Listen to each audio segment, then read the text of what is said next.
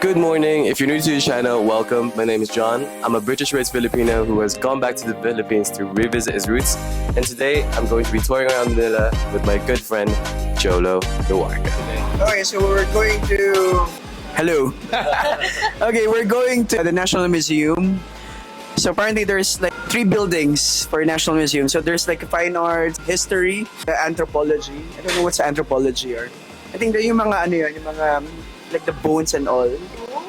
So we're heading to the fine arts where the big paintings are. So are you guys excited? Yes, very. So it's your first time here then? Yeah, it's my first time. Ah, so it's all our first times. First time. Love it. Okay. So there's actually a lot of people in here. When visiting the museum, you do have to provide a COVID pass. For locals, it has to be the physical one, whereas for people coming from another country, an online COVID pass will do just fine. So how much do you know about like the Philippine history then?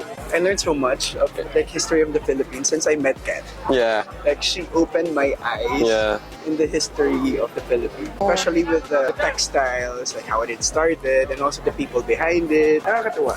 Sometimes you don't really get it from the books. It's stories from other people. So we've just arrived in the National Museum of the Philippines. Right here we have Manuel Quezon. Quezon fought for passage of the Tidings McDuffie Act in 1934, which provided for full independence for the Philippines 10 years after the creation of a constitution and the establishment of a Commonwealth government that would be the forerunner of an independent republic. He later died of tuberculosis just before Philippines reached its independence. Dude, this is where they did the, was it Alone Together scene? Yeah, the Liskin one? I remember that. Yeah. What's it called? Spoliarium. Spoliarium. Spoliarium. Spoliarium is a painting by Filipino painter Juan Luna. Luna spent 8 months completing the painting, which depicts dying gladiators. The painting was then submitted by Luna to Madrid in 1884, where it garnered the first gold medal. And of course, how can I forget my favorite painting? The Battle of Mactan. The Battle of Mactan was a fierce clash between Ferdinand Magellan and his Spaniards against the Pintados tribe in Cebu, led by Datu Lapu-Lapu. On April 27, 1521, in the Philippines, Lapu-Lapu led the tribe to its inspiring victory and became the first national Filipino hero, which later inspired those that came after him. The statue of Lapu-Lapu has become a great symbol of bravery, courage, and most importantly, freedom. The museum features the country's most historic works of culture and national heritage, and it was such a great first experience. So for those that are local or even halfway across the world, the entrance is free, so I'll fly you to the Philippines. I'm kidding. After leaving the museum, we took a 10-minute walk to our next destination, which is Intramuros.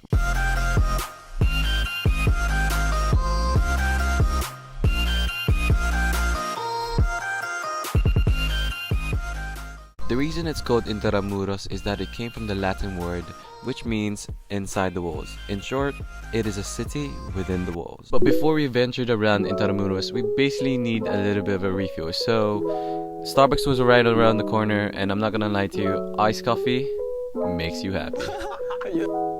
After some coffee and a ton of Jolo jokes, we continued our tour and explored the history of Intramuros. So of all the 7 great churches of Intramuros, only the San Agustin Church managed to survive the war.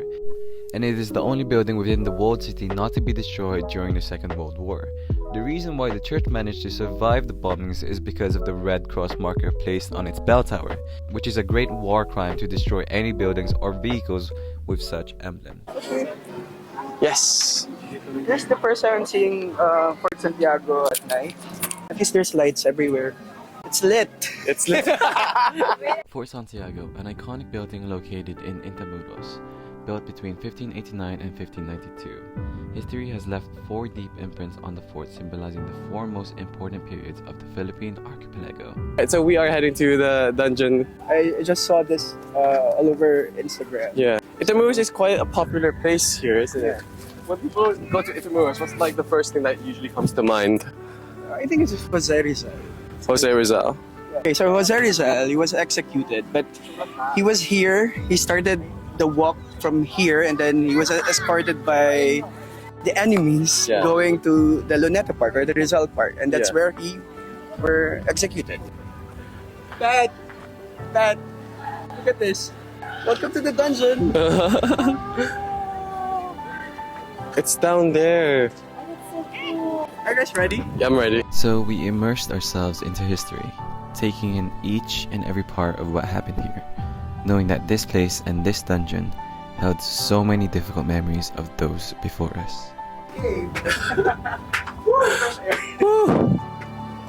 So, what can you say for people who've never been to Intramuros? Been here Okay, before? just come visit. You can experience this, the culture, the dungeon, the history.